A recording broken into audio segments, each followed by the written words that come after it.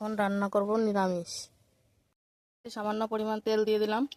দেখো তোরা ডালের বড়ি দিয়ে দিলাম। কি ছোট ছোট ডালের বড়ি বাজার থেকে কিনে নিয়ে আসছে। ডালের বড়িগুলো ভাজা হয়ে গেছে, আমি এখন তুলে নেব। ওই কড়াইতেই আমি আর একটু তেল দিয়ে দিলাম।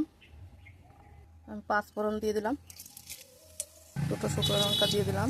আমি আলুগুলো দিয়ে দিলাম। আলুটা একটু ভাজা ভাজা হয়ে গেলে কুমড়োটা দিয়ে দিলাম। কুমড়োটা একটু ভাজা ভাজা হয়ে গেলে আমি পটল দিয়ে দিলাম। ডাটাগুলো দিলাম।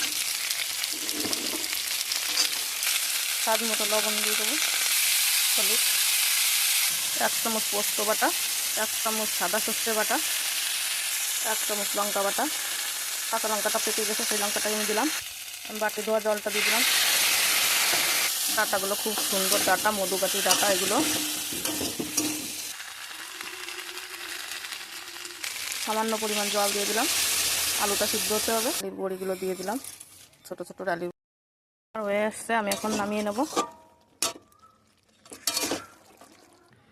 এই দেখো আমি নামিয়ে নিয়ে এসেছি। কি সুন্দর কালার হয়েছে। অল্প অল্প একদম ঝোল দিইনি, কষা কষা করে নিরামিষটা রান্না করলাম আমি। তোমরাও এরকম বানিয়ে খাবে। দেখো আজকের মতো টাটা।